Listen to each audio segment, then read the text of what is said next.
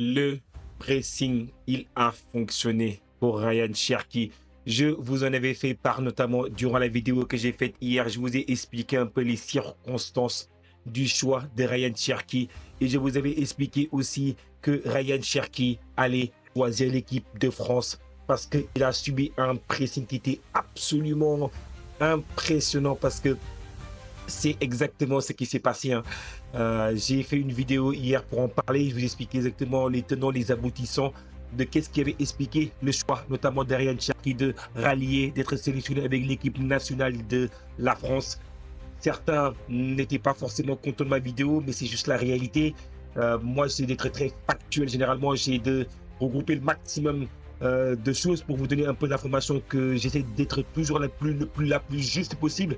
Parfois, comme tout un chacun, il arrive de faire des erreurs, mais bon, en tout cas, là, c'était exactement passé comme je vous ai indiqué ça. Il a eu notamment des discussions avec le sélectionneur de l'équipe Espoir. Il a confirmé également en privé de son désir de choisir notamment l'équipe nationale de l'Algérie s'il n'était pas sélectionné en équipe de France. C'est à quoi le sélectionneur national exactement de l'équipe Espoir a très rapidement contacté Didier Deschamps afin de le tenir informé, de lui indiquer c'était quoi la situation par rapport à Ryan Cherki, que Ryan Cherki était quasiment sur le point d'aller choisir l'équipe nationale d'Algérie. C'est à quoi Didier Deschamps a répondu que non, ce n'est pas possible, quoi. Il comptait sur Ryan Cherki, il voulait l'intégrer notamment dans le groupe équipe de France, d'autant plus que tu as un joueur qui est talentueux, tu as le meilleur dribbleur actuellement de la Ligue 1. On se rappelle que dans la jeunesse de Ryan Cherki, son père essentiellement aussi n'avait pas notamment de... il était ouvert notamment à ce que Ryan Cherki puisse rejoindre l'équipe de l'Algérie. Finalement, ça ne s'est pas fait parce que également la famille aussi, notamment Ryan Cherki, voulait évoluer notamment avec l'équipe Espoir. Donc du coup, il est resté avec l'équipe Espoir. Ils avaient reporté le choix de la décision un peu plus tard. Après, moi, j'ai toujours dit, sur les lives TikTok ou sur les lives YouTube, certains me connaissent très très bien parce qu'on fait des lives avec plus de 300 personnes parfois. Donc, du coup, dans les lives que j'ai dit, enfin, que j'ai fait également, que j'ai fait, pardon, j'ai indiqué clairement que pour moi, c'était quasiment les indices que nous avions. C'était clair que si Ryan Cherki n'avait pas choisi l'équipe de l'Algérie initialement, ça veut dire qu'il attendait l'équipe de France. La priorité pour Ryan Cherki, ça a toujours été l'équipe de France. Je sais que c'était douloureux à entendre pour certains supporters, notamment de l'équipe nationale d'Algérie, mais c'était purement factuel. C'est-à-dire que quand vous regardez un peu la situation, il était sélectionné notamment avec Thierry Henry, avec les espoirs. Il a été Belmadi, le voulait notamment en équipe de France de l'Algérie. Lui, il a préféré rester en équipe nationale espoir. Donc, du coup, ça veut dire que pour lui, la priorité, c'était vraiment de gagner un peu du temps de jeu en équipe de France. L'objectif, c'était d'attendre son tour en équipe de France. Et le tour est venu. Et finalement, moi, ce que je regrette un peu, c'est-à-dire que, enfin, c'est pas que je regrette, mais c'est dur lorsque vous avez une binationalité. La famille, je comprends, sont déçus parce que ils se disent, bah écoute, on se sent un peu utilisé, on se sent un peu manipulé par la situation, mais n'empêche que la famille, c'est un choix personnel. C'est un choix personnel. Donc, du coup, lui, il y avait 2 choix possibles. Il y avait, enfin, 3, parce qu'il y a l'équipe de l'Italie qui était également ici en train d'insister, en train de trouver exactement l'ancien grand-père, etc., qui avait des origines italiennes. C'est pour vous dire comment est-ce que les Italiens, ils ont vraiment tâté tout le terrain pour vous faire signer exactement Ryan Cherki. C'est un talent brut. Et malgré tout ça, lui, il a dit clairement que son choix, c'était pas forcément, il voulait pas aller jouer à l'équipe d'Italie. Il voulait soit l'équipe de France en numéro 1, l'équipe numéro 2, c'était l'Algérie. Finalement, la pression qu'il a mis sur l'équipe de France, ça a fonctionné parce que s'il n'était pas sélectionné là, il allait partir, il allait évoluer avec l'équipe nationale de l'Algérie. Et finalement, l'équipe de France, Didier Deschamps a répondu à ses appels et Didier Deschamps a succombé notamment un peu au pressing, un peu à la menace de Ryan Cherki. Mais pour moi, c'était une logique implacable.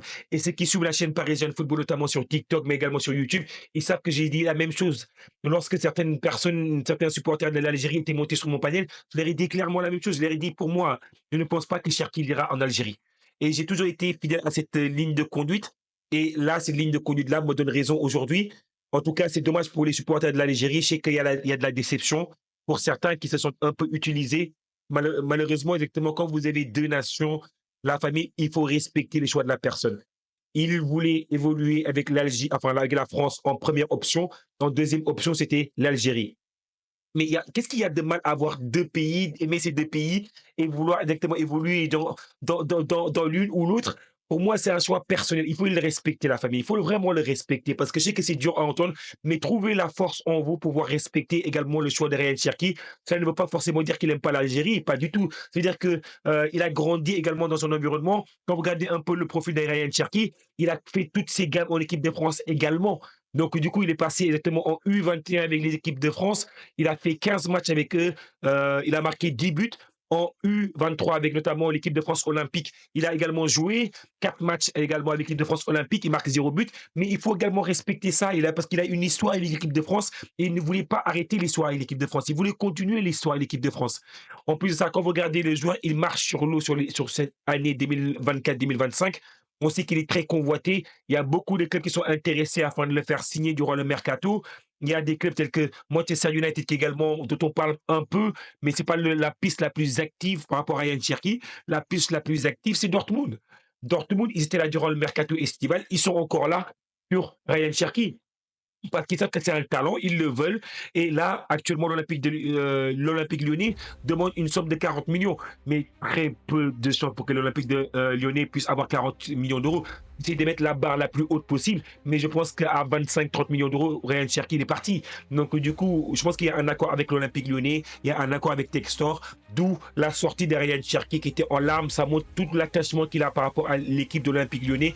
Il aime l'Olympique lyonnais du fond de son cœur. Ça se voit notamment. Il y a des images qui ne trompent pas. Il y a des images qui ne trompent pas. C'est un petit de Lyon. C'est un petit qui a grandi à Lyon.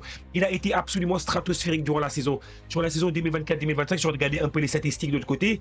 Ryan Cherki, c'est 8 buts, 11 passes décisives. Il a été nommé le meilleur dribbleur de la Ligue 1. Donc du coup, pour moi, il a marqué et il mérite absolument d'être sélectionné en équipe de France. Il est jeune, il a 21 ans, il a tout l'avenir devant lui. On sait qu'il a fait un petit appel du pied au Paris Saint-Germain. Est-ce que le Paris Saint-Germain va succomber à cet appel du pied-là, en sachant qu'il joue au poste d'ailier droit? Il y a également Akilous qui s'est évolué à ce poste-là. Donc du coup, il y a différentes options pour le Paris Saint-Germain. On verra exactement quelle option va choisir le Paris Saint-Germain afin de se renforcer sur le mercato estival. En tout cas, vous avez raison sur la formation. Merci beaucoup à toutes les personnes qui s'abonneront à la chaîne Parisienne Football, toutes les personnes qui prendront une seconde pour mettre le petit pouce bleu pour nous aider dans notre développement. Merci beaucoup en tout cas. Et force à vous, la population, mes amis, mes frérots algériens, force à vous. Et Ryan Cherki, franchement, tout le meilleur pour toi, parce que tu le mérites, tu as un bon cœur, tu as un bon fond. On te souhaite vraiment le meilleur.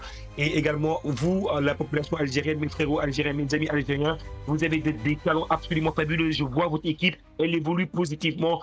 Ce que je vois de la part de l'Algérie cette année, c'est impressionnant. Donc du coup, il va falloir continuer à travailler. Vous avez un vivier, vous avez des talents.